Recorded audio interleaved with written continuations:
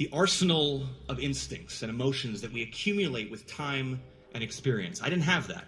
We usually don't when we're young, just nerves. Every day of the first few years of my career, I felt like I was faking it. My confidence was a sham. I was a student and a professional at the exact same time, and I was crushing it on stage, but off stage, I was a ball of doubt.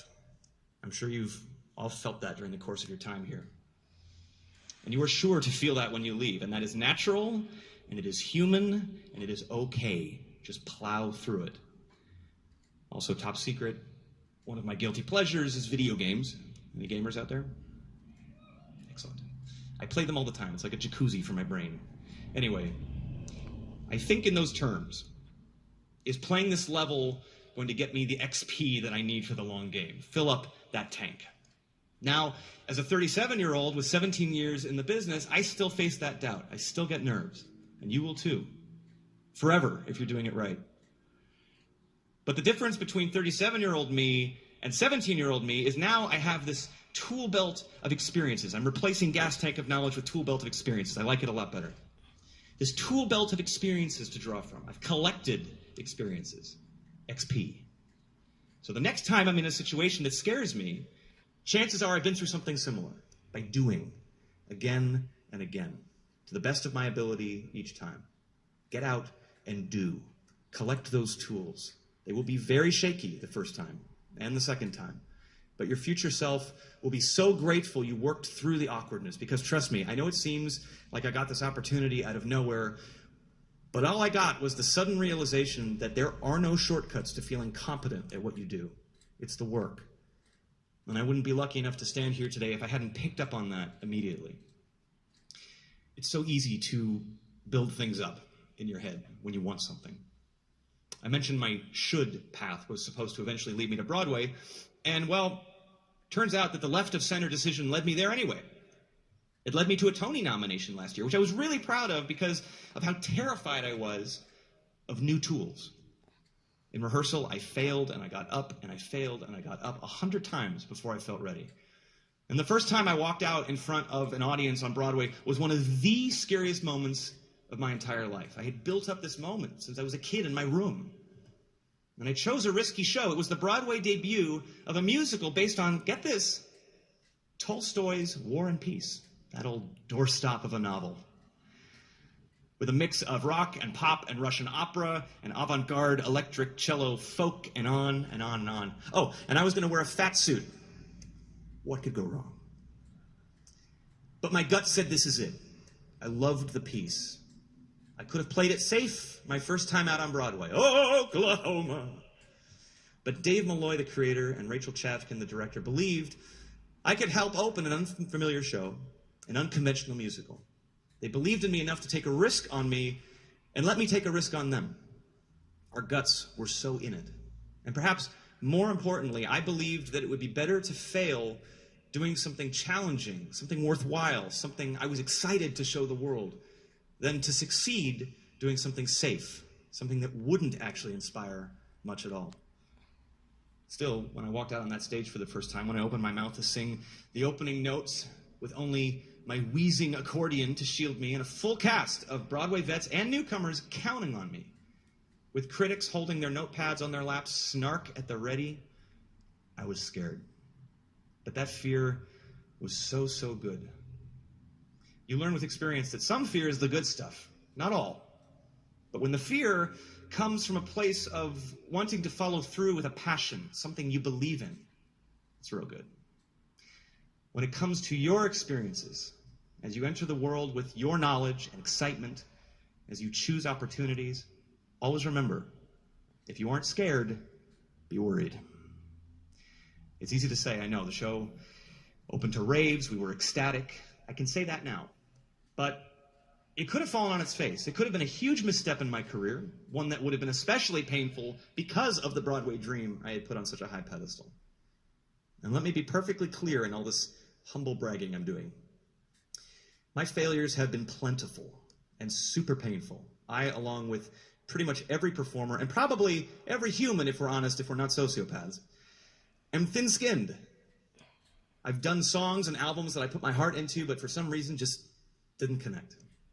I hosted a network music competition that was panned and quickly went away. It was called a reality TV train wreck, to be exact. And with social media, it hurts so much more. People can be anonymous, and they can be so mean-spirited. But guess what? Here's the good news. It goes away. It drifts.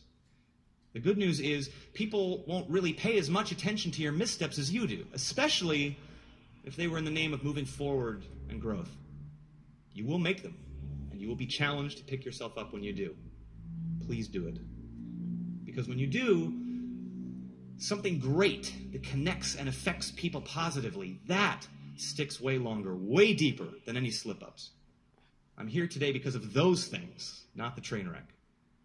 Something that may cost you in the short term, might get you demoted, have social media lemmings making fun of you. It's going to hurt for a minute. But the learning experience from that can lead to much greater success. There is no such thing as a nuanced and fulfilling life without it. So just have your mental helmets on and be ready because it's coming. But then also, and this is a big one for me, promise me you'll stop and you'll feel the wind when you succeed. That's the balance. And that part is hard, especially for people who like to work as hard as I assume you and I both do. Most regrets of mine of a personal nature have always been because of realizing too late how important balance is. It's the rent that was due when I dove into this business and had an opportunity at 16. I was growing at a lightning speed creatively and intellectually, but at a snail's pace socially and emotionally. Balance. It's a concept that I know Dr. Groban emphasizes a lot here at High Point, and I couldn't agree more. Start majorly working out that muscle too. You've all got career goals on your minds, and maybe some of you don't, and that's absolutely okay right now. But we're well aware of the competition, the grind, the work ethic that lies ahead. But one of the important things my dad told me when I was having darker moments, yes, I have darker moments, how he could see how hamster wheel my brain was and how little I was putting into my actual life. He said, value the things that make you truly happy, not just satisfied or validated, that make your soul fulfilled, friends, loves, a pet.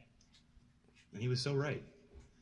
It may seem like you're slowing down for it. It may seem like you're sacrificing in order to make room for those things. But in reality, making time and making space for the non-work related connections in your life make the work side so much more inspired, much more satisfying. And it helps with the ups and downs.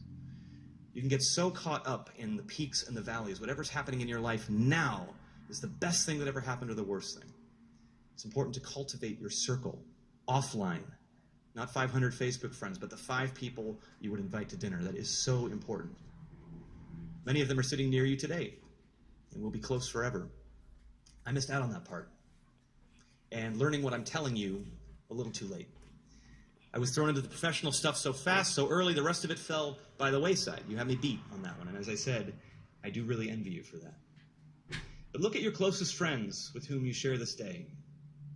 And be grateful you had this time to build a bond that will get you through so many years to come, personally and professionally. Speaking of social media, and as much as I've tried to ignore it, the fact remains that thanks to all that, you are on the biggest stage a generation has ever had. All over the country in these spring weeks, people are standing as I am, at podiums, speaking to young adults graduating from college or graduating high school, and telling them that the future is in their hands. It's been said countless times through the generations to millions of graduates to be. But this year, more than it has in ages, it feels true. Right now, we can see what is happening on campuses, in workplaces, in houses of government, in the streets, where people of your generation are speaking up and leading the way for the greater good. That stage is yours now and hasn't been this pivotally important in decades. Do not take your responsibility lightly. They say it is a curse to live in interesting times, and well, these are them. And we're learning what that means more than ever, to leave good footprints, because they are needed more than ever. Now, from where I stand, in my personal slice of experience, some of the most needed footprints are in the arts. How many of you sing, I have to ask? A few of you? How many of you play an instrument, draw, paint?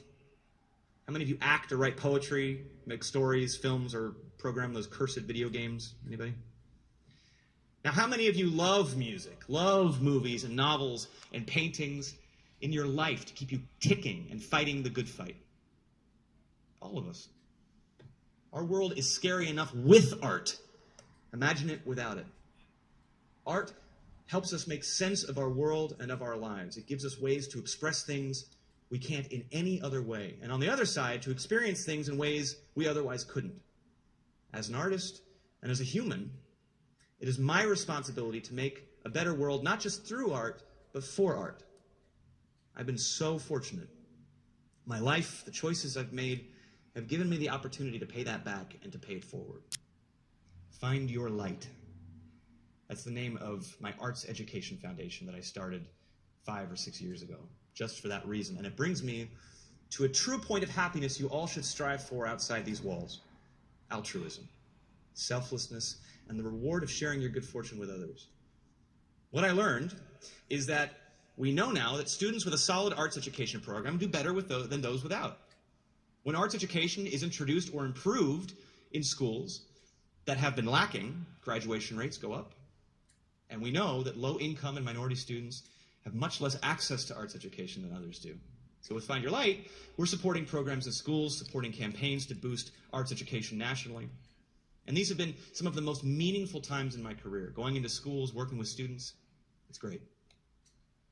You all are here because of incredible opportunity.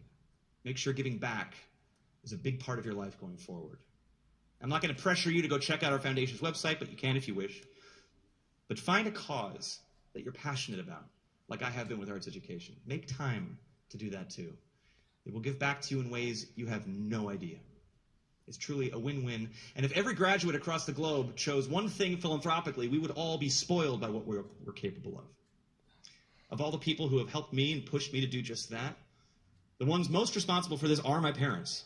They're my sounding board. Their support brought me to today. They are the ones who get credit for making sure I took full advantage of my opportunities. For as long as I can remember, they made giving back, being part of a community, cultivating richness in our world, a big part of my life. I know no better way to do that than through arts education, but you will find your own multitudes of ways as well, and I really hope you do. I've talked a lot about the unexpected full circles. Life has a way of completing your circle when you make choices that are honest and true, no matter how off the beaten path they seem at the time. Whatever path you choose or have chosen, even if it's unorthodox, think about completing your circles because of passion and bravery. For me, it was eventually doing Broadway, the Arts Foundation, all of that. There's so many more things in the future I hope to achieve, but we'll only get there if the steps I take toward that goal are gut-checked. Success or failure, I think of my connect the dots goals, where looking back, I'm able to say that I explored paths I never thought possible and really pushed myself. One of my favorite composers is Stephen Sondheim. His Sunday in the Park with George was one of the first musicals I fell in love with. My parents had it on VHS. Again, I'm old. I was 9 and I couldn't stop watching it on the floor. Even though I was really young, I still resonated with the lyrics and the message of that show.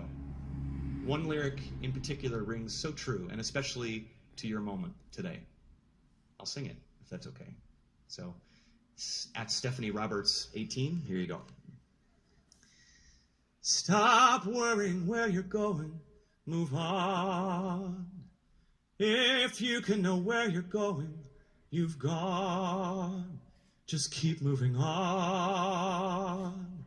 I chose and my world was shaken, so what? The choice may have been mistaken, the choosing was not. You have to move on. Anything you do, let it come from you, then it will be new. Give us more to see. And now comes the point at which I should congratulate you on a truly remarkable accomplishment. And this time, just once, I'm going to do what I should. You have my greatest respect and confidence as you seek your paths, as you go change the world, as we trust you with the future. You won't disappoint us. Be kind, be generous, be inclusive, and use your voices. As Virgil said about 2,000 years ago, let us go singing as far as we go. The road will be less tedious. Thank you again for having me here today, and congratulations, class of 2018.